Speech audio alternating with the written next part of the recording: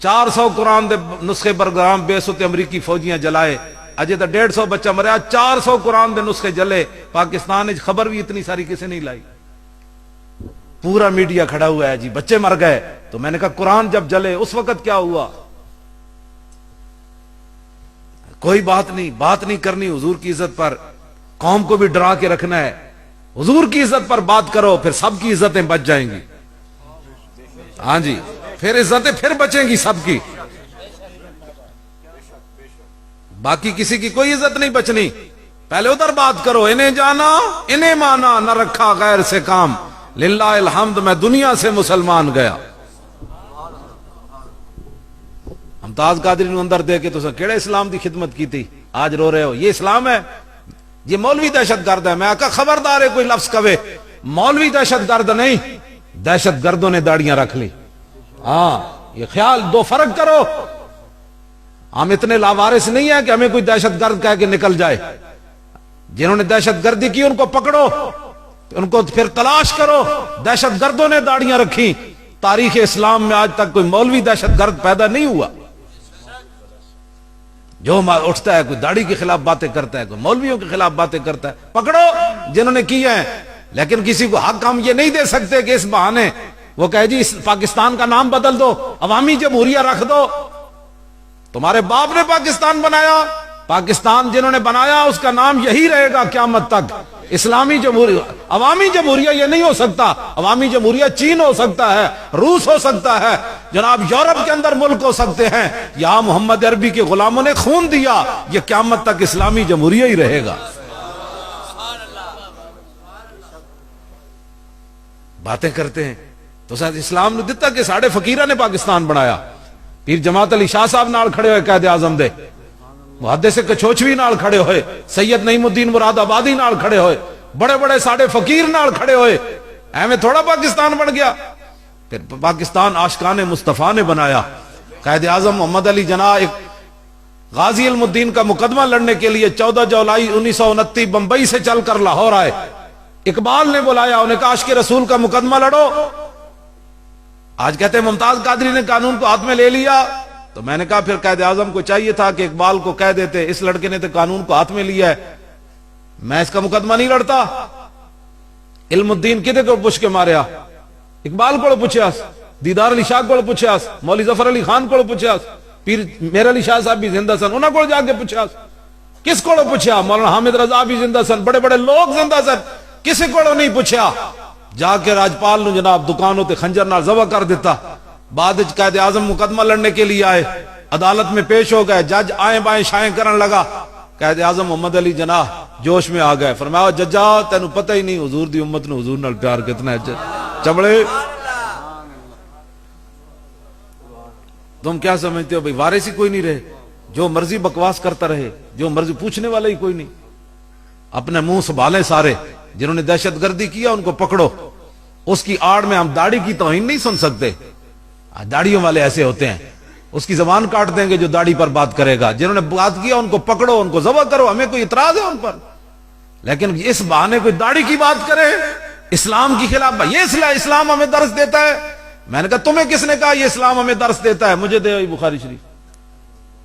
یہ خبیب بن عدی صحابی رسول مکے کے اندر قید ہیں، آپ پر جو ہے وہ تاریخی ظلم ہوا، ٹک ٹکی پر باندھ کر کافروں نے بچے بھی بلا لیے، عورتیں بھی بلا لی، مرد بھی بلا لیے، پورے مکے کے ارد گرد کے۔ انہوں نے کہا حضور کا غلام ہمارے قابو آ گیا، اب آؤ تمہارے بدر و عہد میں جو بندے مارے گئے اس ایک سے بدلہ لو۔ صحابی رسول کو جناب ہر چیز کاٹ دی گئی، جسم کا ایک ایک ٹکڑا انہوں نے کر دیا۔ پھانسی دینے سے پہلے آپ جب قید تھے، بخاری شریف میں موجود ہے، آپ کے ہاتھ میں استرا ہے، ایک بچہ کھیلتے کھیلتے جا کر آپ کی گود میں جا کر بیٹھ گیا۔ اب وہ تو قید تھے، مشرکین نے ان کو پھانسی لگانی تھی۔ اب جب انہوں نے دیکھا کہ بچہ گود پر بیٹھا ہے، ہاتھ میں استرا ہے، وہ سارے چیخ اٹھے، انہوں نے کہا کہ یہ تو اب بچے کو یا ذبح کر دے گا، اپنی جان چھڑا لے گا، یا بچے کو مار دے گا، بھئی میں نے تو مرنا ہے۔ بچہ گود میں بیٹھا ہے، ہاتھ میں استرا ہے۔ جب لوگوں نے چیخیں مارنی شروع کر دی، خبیب بن عدی نے فرمایا تمہیں کیا ہو گیا؟ نے کہا جی ہم تو اپنے بچے سے ڈر رہے ہیں کہ آپ اس کو کہیں قتل نہ کر دیں، ہم نے تو آپ کو پھانسی لگانی۔ آپ نے فرمایا پاگل ہو، ہمارے آقا و مولا نے ہمیں ایسی تعلیم نہیں دی، کیا کر رہے ہو تم؟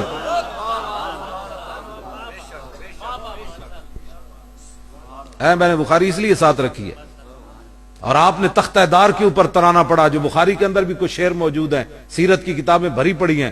لقد جمع الاحزاب حولی وَأَلَبُّوا قبائلهم واستجمعوا كل مجمعی وكلهم مبدل العداوة جاهد علی لأنی فی وساکم بمدیعی وقد جمعوا ابناءهم ونساءهم وقربت من جزء طویل ممنعی فلست بمبدل للعدو تخشعا ولا جزعا انی الی اللہ مرجعی فقد بدعوا لحمی وقد یاسمت میں. یا اللہ انہاں تو میرا گوشت بھی کٹ دیتا، زندہ رہن دی امید بھی مک گئی، لیکن فلست بالی حین اقتل مسلما علی ای جنب کان للہ مسرعی.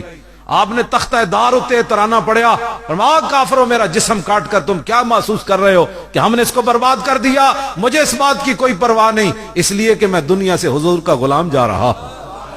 وَذَلِكَ فِي ذَاتِ الْإِلَٰهِ وَإِن يَشَاء يُبَارِكَ عَلَىٰ صَالِ شِلْوٍ مُمَزَّعٍ. تم نے میرا جسم کاٹ دیا، لیکن یاد رکھنا جس رب کے راستے پہ میں جان دے رہا ہوں وہ قادر ہے کہ میرے کٹے ہوئے جسم کو پھر جوڑ دے گا. آپ نے تختہ دار کے اوپر یہ ترانہ پڑھا اور گود میں بیٹھے ہوئے بچے کو ان کے سپرد کر دیا. فرمایا نہیں نہیں، ہمیں تو یہ تعلیم ہی نہیں دے گئی. آپ کیا بچے کو میں مار کر اپنی جان بچاؤں گا؟ لے جاؤ اس بچے کو. اسلام پڑھا نہیں ہے تو پھر اسلام پڑھو. ہر بندہ اٹھ کر اسلام اس بات کا درس دیتا ہے. میں نے کہا اسلام اس بات کا درس نہیں دیتا، لیکن اسلام بغیرتی کا درس بھی نہیں دیتا، یہ بھی یاد رکھنا. امن کا درس ضرور دیتا ہے، لیکن ناموس رسالت کے مقابلے میں امن کا درس نہیں دیتا. آپ کو کس نے کہا کہ ناموس رسالت پر کوئی بات کرے پھر اسلام امن کا درس دیتا ہے؟ فتح مکہ کے موقع پر نبی علیہ السلام نے 9 مرد اور 6 عورتوں کے بارے میں فرما دیا یہ جہاں بھی ملے ان کو قتل کر دیا جائے.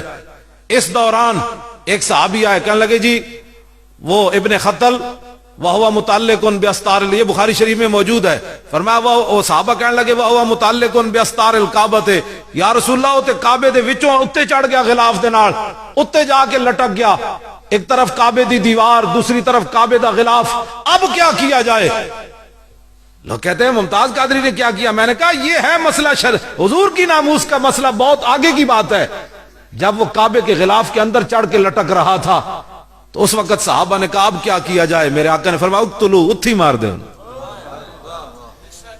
گستاخ رسول کو تو کعبے کا غلاف اور دیوار بھی پناہ نہیں دیتا، تم کیسے کرتے ہو کہ گستاخ رسول بچ جائے گا؟ یہ باتیں کیا کرتے ہو تم؟ خلط مبس کرتے ہو تم. مجھے کوئی گالیاں دے اس سے نرم پالیسی ہو سکتی ہے.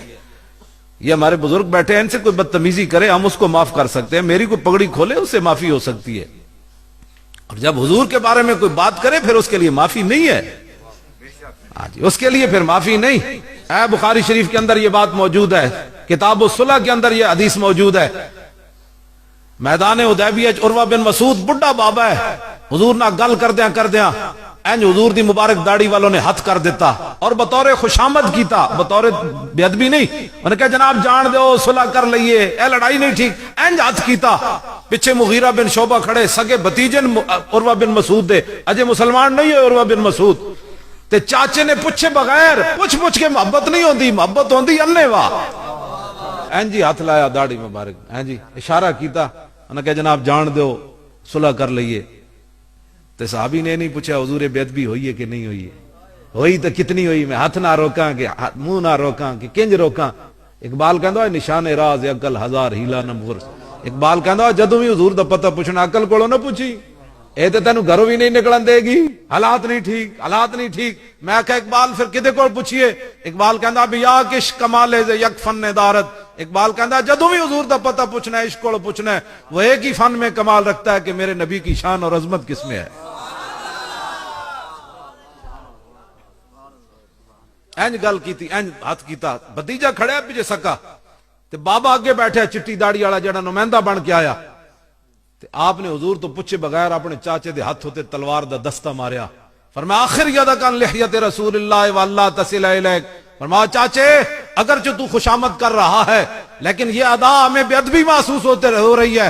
اگر دوبارہ ایسے ہاتھ کیا تو میں کاٹ کے رکھ دوں گا. پیچھے کر ہاتھ.